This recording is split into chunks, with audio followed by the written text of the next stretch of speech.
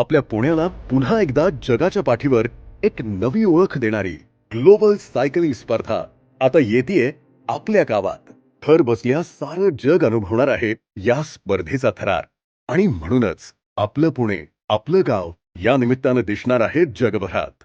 या स्पर्धेचं खरं यश आहे तुमच्या प्रत्येकाच्या प्रोत्साहनात, विश्वास देणाऱ्या तुमच्या आवाजात आणि तुमच्या साथीत. चला तर मग या विकासाच्या दिशेने पावलं टाकताना आपणही उचलूया एक खारीचा वाटा. तर आता करायचं काय? तर या स्पर्धेत कोणताही अडथळा येऊ नये म्हणून जबाबदार नागरिकाच्या नात्याने थोडीशी काळजी घ्यायची. या स्पर्धेला यशस्वी करण्यासाठी 3 टप्प्यात आपण गोष्टी समजून घ्यायला हव्या. पहिला टप्पा, स्पर्धेची तयारी स्पर्धेच्या आदल्या दिवशीपासून सुरू होणार आहे. तिथे सायकलस्वारांना स्पर्धेत मार्गदर्शन करणारे दिशादर्शक माहिती फलक म्हणजेच साइन बोर्ड्स लावले जातील. या बोर्ड्सची जागा बदलणे किंवा आहे त्या जागी त्या बोर्ड्सना हानी पोचवू नये, कारण दुसऱ्या दिवशीच्या स्पर्धेत याने अडथळा निर्माण होऊ शकतो.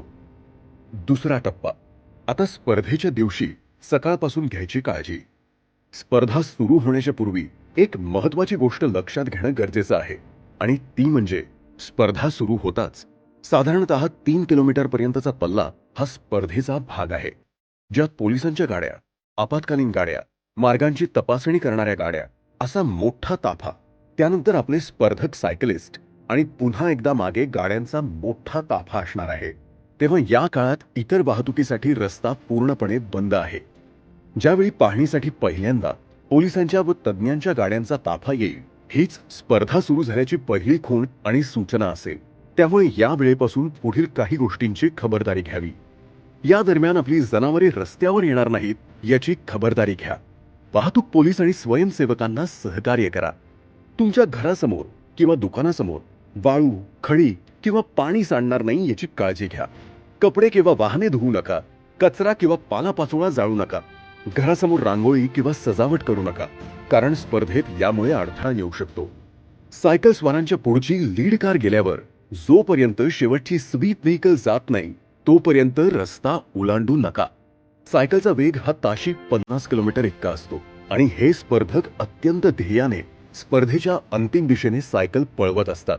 अशात आपली लहान मुले सायकल मागे धावणार नाहीत याची काळजी घ्या, कारण असे झाल्यास मोठा अपघात होण्याची शक्यता आहे.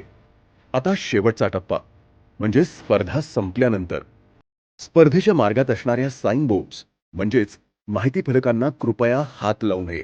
ते हलवण्यासाठी स्पर्धेची टीम स्वतः येईल, कारण हे बोर्ड्स स्पर्धेच्या पुढच्या दिवसासाठी आवश्यक असतात. तेव्हा अशा छोट्या छोट्या गोष्टींची जर तुम्ही जबाबदारी घेतलीत तर आपलं पुणे ठरेल अभिमान देशाचा. चला तर मग आता येऊ द्या जगाची वारी, भारतात पुण्याच्या दारी.